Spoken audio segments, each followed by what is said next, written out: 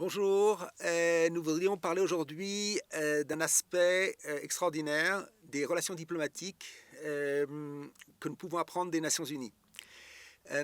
Si quelqu'un regarde un petit peu la structure, l'organisation des Nations Unies, il verra qu'il y a une salle de méditation aux Nations Unies, à la fois au siège de New York, également à Rome.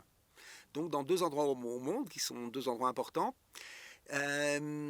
Il y a une salle de méditation qui permet à chacun des hommes d'État, qui permet à chacun des ministres, à chacun des représentants permanents des différents pays de prier, de se recueillir, de méditer, d'essayer de réfléchir avec conscience, avec clarté d'esprit, avec un calme personnel, sur la meilleure façon d'arriver à soit la paix mondiale, soit la vérité. Et en fait, ce sont des notions qui sont proches l'une de l'autre.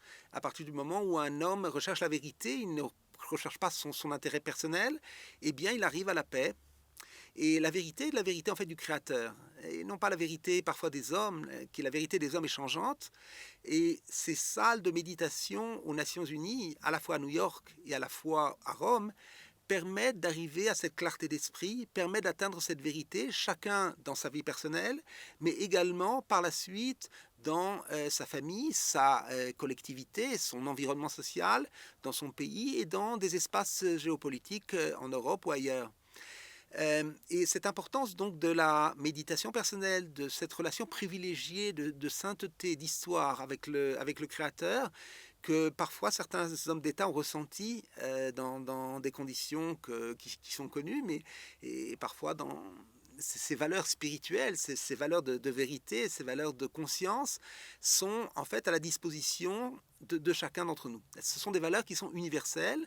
Et le fait qu'il y ait des salles de méditation aux Nations Unies le prouve. Une autre preuve est celle de la règle 62 du Code de procédure des Nations Unies qui stipule, on va parler de manière peut-être pas trop juridique, de manière qui soit accessible à tous les publics. Cette règle fixe en fait la possibilité d'une minute de prière personnelle au début de chaque session importante de l'Assemblée générale des Nations Unies. Et là aussi, c'est un point qui est intéressant, de voir que dans un environnement diplomatique, dans un environnement qui est politique, qui est parfois affecté par certains conflits, certaines tensions, eh bien, nous prenons le temps, au début des échanges, au début des débats, nous prenons le temps de prier. Nous consacrons une minute à la conscience, à la spiritualité, pour essayer de se renforcer, de se ressourcer, et également d'atteindre une conscience politique, une conscience diplomatique, qui est la clé de la résolution des conflits. C'est il y a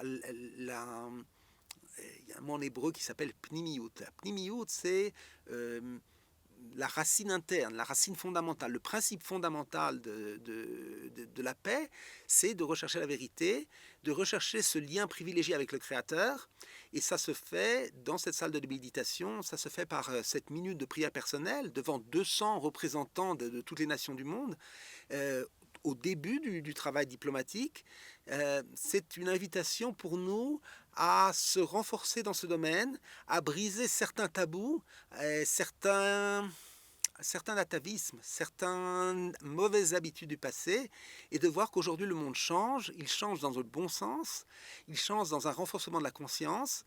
Nous le voyons et nous le développerons dans d'autres reportages, mais en tout cas déjà, profitons de ces salles de méditation aux Nations Unies, profitons de cette minute de prière personnelle, à la fois si nous assumons une fonction officielle, mais également dans nos vies personnelles, dans nos vies familiales.